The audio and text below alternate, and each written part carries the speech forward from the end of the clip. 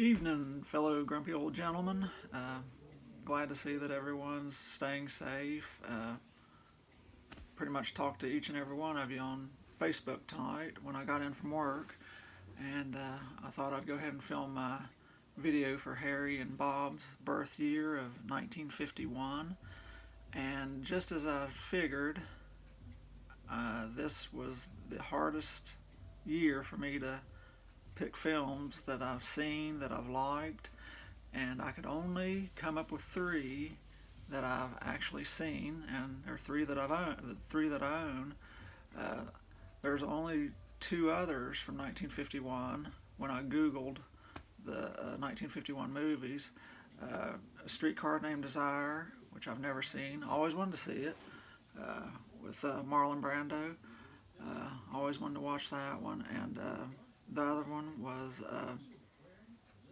The Day the Earth Stood Still, the original version. I've seen the remake with Keanu Reeves. I have that, but I've never seen the original 50s version with Klaatu, the robot. I think's his name.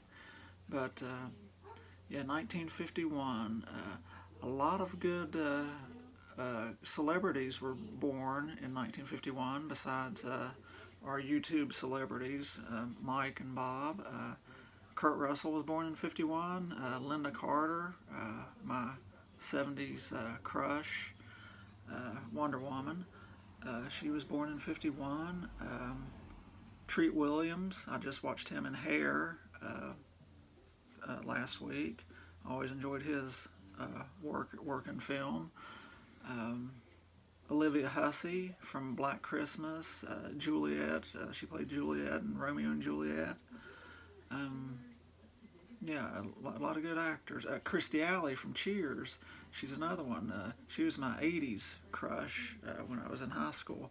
Always loved watching her on Cheers. But yeah, a lot of good celebrities.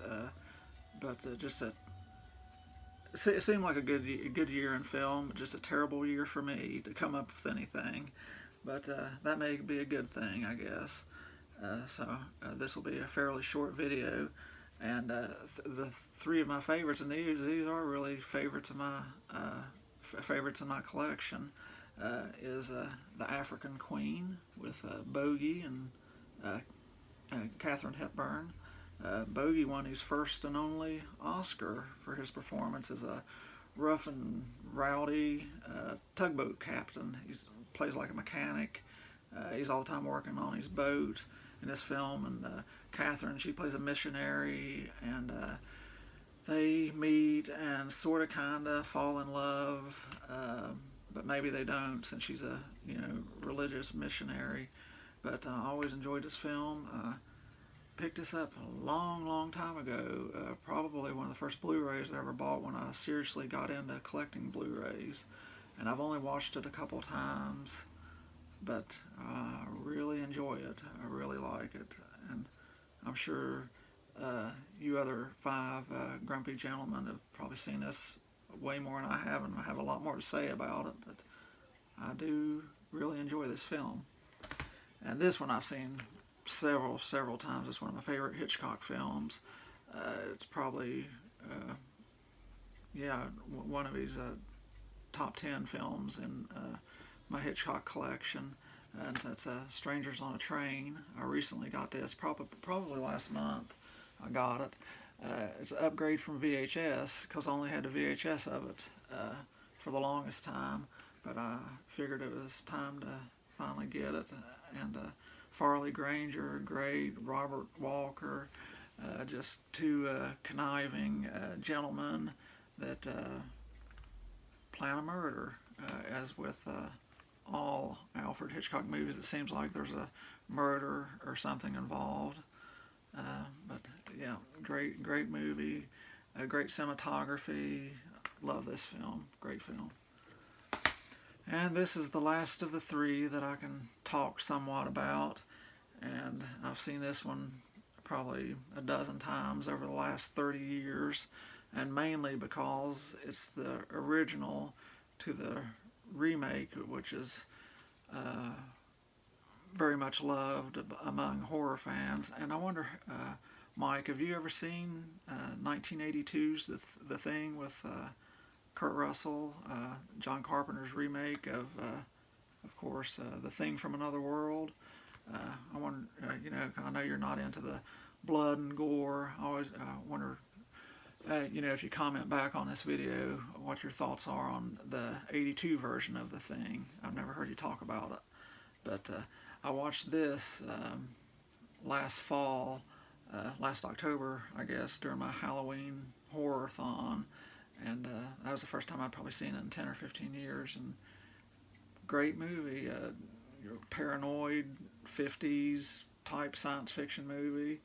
Great scenery. I love the snow effects and all that stuff. Really good movie for 1951. Good special effects. And that's says right here, starring James Arness from Gunsmoke as the Thing. But you barely get any glimpses of him in this film, kind of like the way they did Alien in the Alien movie and Jaws. Just the less you saw of the monster, the scarier it was, and very scary for its time. A couple little shocking scenes in it. But that rounds out everybody's birth year, thank God. Now we can move on to another one, another video series, and Harry's picked out a good one where I guess we're going to discuss our favorite top 5 films for each decade, starting with the 30s. So that should be good. Have more to talk about and more to communicate with each other with. But thanks for putting up with me, and stay safe, wash your hands. Guys, love each and every one of you. See ya. Bye.